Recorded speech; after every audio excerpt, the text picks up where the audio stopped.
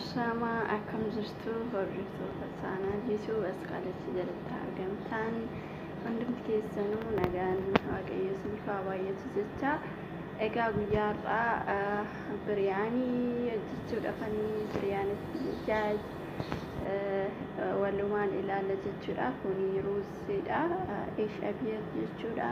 Kun immoo akkuma argaa jirtan lijaajee saaduunidha. hojjedhee fixeen jira. Amma akkamitti akka itti nannamuun agarsiisa jechuudha. Walumaan ilaalla. Ashii walumaan ilaalla jechuudha. Amma eeshii jalatti naqeetiin jira. Saluunichi immoo isa keessatti naqu jechuudha.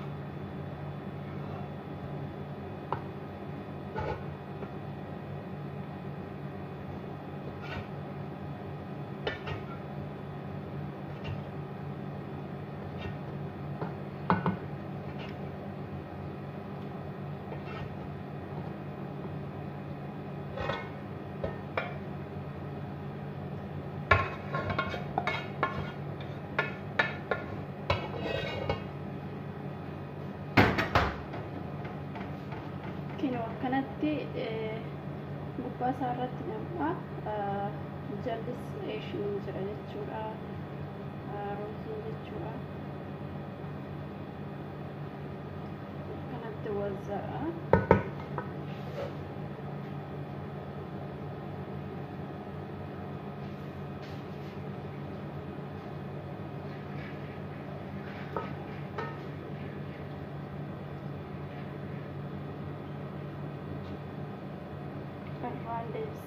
Mau penonton kamu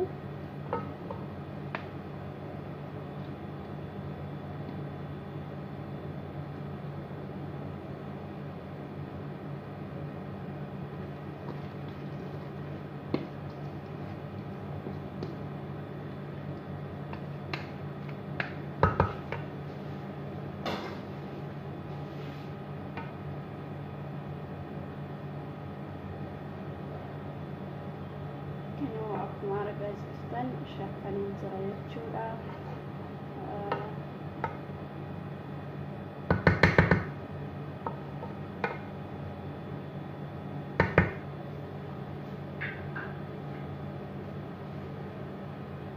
ranimu sesungguhnya tanpa kami itu betul curah.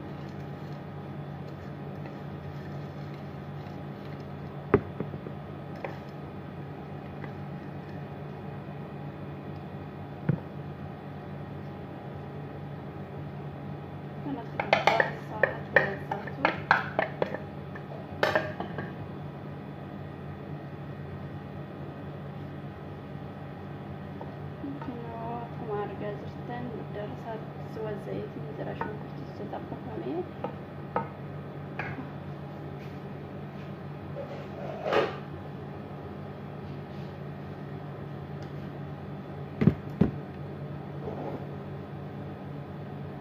kulimona nafi kisbara amusujro basabat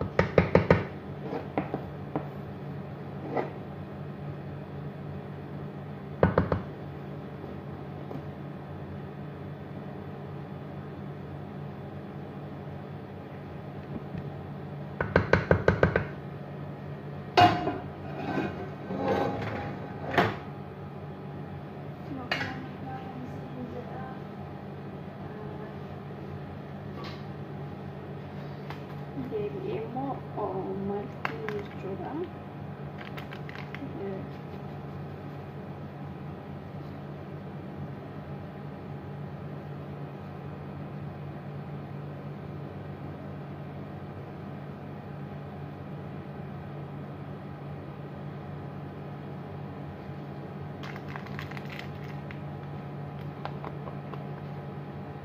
color dari giura kan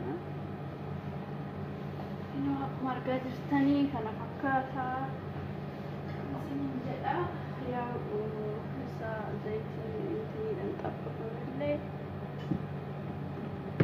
xiqqoo itti naqoo eegaa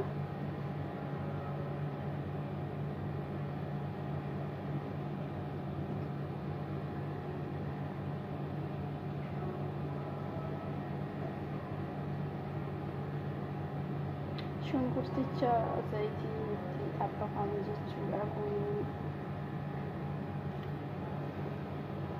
qomboreetii jirra yaa ammaa abidda irratti deebisnaa yaa daqiiqaa lama waan akkasii irra tursiisnaa isaan booda hinuu kana fakkaata jechuudha biryaaniin keenya እንግዲህ booda sirriitti intinii jedha jechuudha yoo abidda irratti deebi'ee malkiin kun irree sirriitti bu'uura ta'ee mul'ata booda isin agarsiisa hinuu kana fakkaata እንግዲህ biryaanii isin jedha bu'uura ta'ee